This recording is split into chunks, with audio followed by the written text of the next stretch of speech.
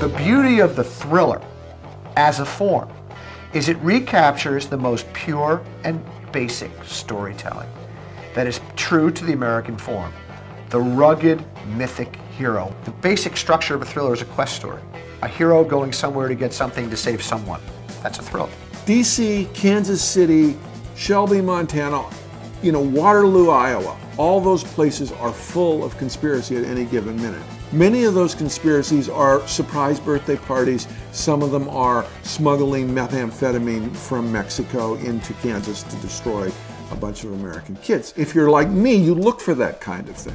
People's conception of spies is very James Bondish. James Bond would be the worst espionage agent in the history of espionage. By the first reel of every James Bond movie, he's caught and he's strapped to a table and has a laser beam going up between his legs. Every novel needs a good villain, and the villain drives the main conflict. May not be a good person, may be a terrible person, but a good villain is one that's fun to read about. At one point I did a profile of a guy, one of the Colombian hitmen, for lack of a better word, who had come to Miami and he'd been in and out of custody 5 or 6 times. He would change his appearance, he used different names, and every time he would talk his way out of jail or fool his way out of jail, and he was still on the streets, and he was known as El Loco. Pirates, scoundrels, smugglers, all those folks were real to me. So I wanted all that to come through.